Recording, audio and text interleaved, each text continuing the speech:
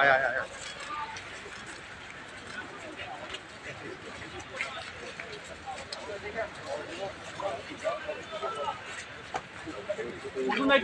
अरे लाइन एक लाइन एक सीधे हाँ हाँ এবার ঠিক আছে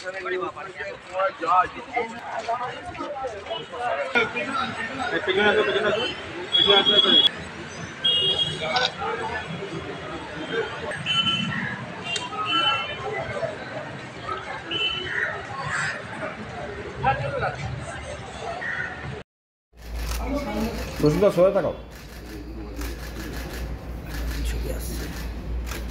ধরো मनोज धरो दो हाथ धरो मनोज दो हाथ धरो मैडम एक बार इधर मैडम दिस साइड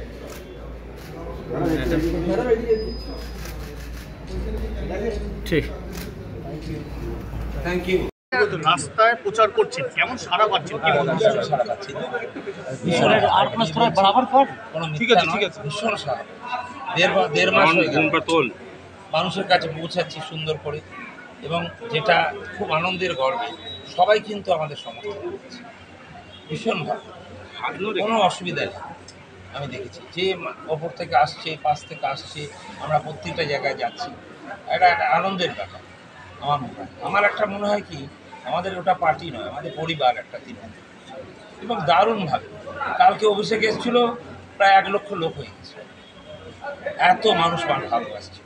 তৃণমূল আর তৃণমূল ভাবছে আর কিচ্ছু নেই আপনার আগে আজকে বিজেপি প্রার্থীও নমিনেশন ফাইল করেছে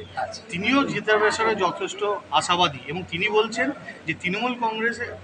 সাধারণ মানুষ থেকে অনেকটা বিচ্ছিন্ন হয়ে গিয়েছে এবং তারা যথেষ্ট সাড়া পাচ্ছে এবং তিনি এবারে এই সিটে পদ্ম ফোটাবেন দেখো কী পদ্ম ফোটাবে কী লটটা পড়াবে আমি জানি না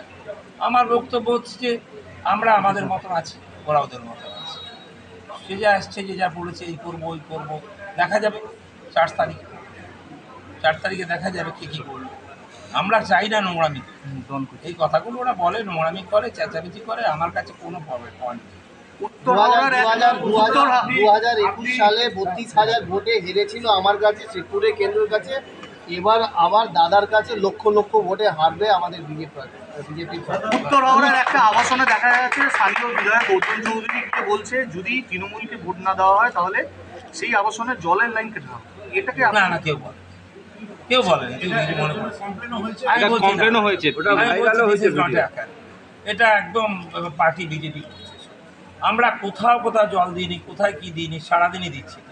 তাহলে লোকরা আমাদের ভালোবাসে না এটা আমি মানতে পারছি ভেরি মাচ ডিসঅ্যাপয়েন্ট এগুলো হয় না কিন্তু ভিডিওটা তো ভাইরালতে দেখা যাচ্ছে গৌতম চৌধুরী নিজে দাঁড়িয়ে আছে দেখ আমার কোনো গৌতম চৌধুরীর সাথে রাত দিন আমি যাচ্ছি কিন্তু আমি কোথাও এরকম দেখি এগুলো যা পারে যে পারে বলুক আমি বলছি কোনো কারণ নেই আপনাদের জল থেকে আরম্ভ করে আমাদের সব রকম ভালোভাবে আছে মিথ্যা কথা বলছি এটা কিছু বিজেপি চক্রান্ত করছে বলে মনে হয় চক্রান্ত করছে তো সারাদিন চক্রান্ত কিছু কাজ নেই তো কিচ্ছু কাজ নেই খালি ঘুরে বেড়াচ্ছে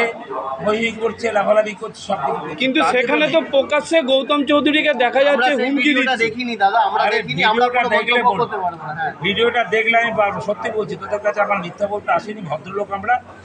আমি দেখি আর যা আমাদের সরকার করেছে বিজেপি সরকার 2014 থেকে কথা দিয়ে কোনো কথা রাখেনি আমাদের সরকার মাননীয় মুখ্যমন্ত্রী আমাদের দাদাকে দিয়েছে তৃতীয়বার চতুর্থবার আমরা জয় হতে চলেছি আর বিজেপিকে অনেক লক্ষ লক্ষ ভোটে হারাবো।